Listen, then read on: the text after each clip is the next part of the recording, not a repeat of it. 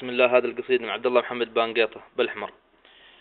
قلت فيها: قم يا المعنى وش سلامي مدبل للذي في الوطن بيض جمله، للذي في الوطن بيض جمله وسود يوم المعيشة خلت كم دوسري يرحل بعد ما تغير الوضع ولا ناسب الموجود، ووصل إلى الغربة يوم حمله تثقل ومن بعدها في الأنظمة لقوا له قيود، يوم شاف الوضع في الغربة ما تحمل بات طول ليه يونكم المارود، ومن غبشة الرحمن في الباصات يتنقل ويفتح باب العمل وخاطره مسدود، والظهر يضوي في العزبة ويتزقل والعشية يروح وهو مسكين مكبود،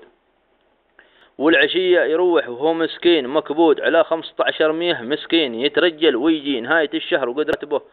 مفقود، وعاد الزايد يطلع في العزبة مدبل ما غير يضيع العمر ولا شيء معه مردود، ونبغى بايجدد شهد وهلل قدها مقاله يا جهوده بالجهود، وان بغيت بتسافر في كفيلك توسل وادفع 300 لو لها بتعود، حتى ولد خالك قد منك ميل ما حسب للملامة وحنات الرعود، لا تظن في الغربة حد معك بيت جمل عند المصالح بيخلونك وعد النقود، وان عزمت السفر الى بلادك توكل توك الى جيزان وعبر على الحدود، ومن بايجي الى الغربة قل له تمهل خذها نصيحة مني وصبرك على الزيود، لكن بتعيش وانته معزز مدلل لا يغرك العوش، شوف خاطري في نكوت ما بظني عزيز النفس وسطها يتحمل بايصير للوطن من فوق خشبه وعود،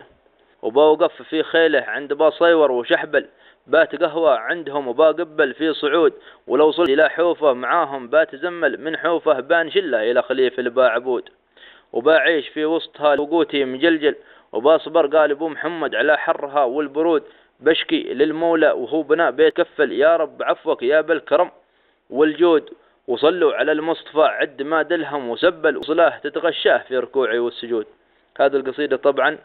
على واحد عزيز وغالي علينا سافر نهائي للوطن، وسلامتكم.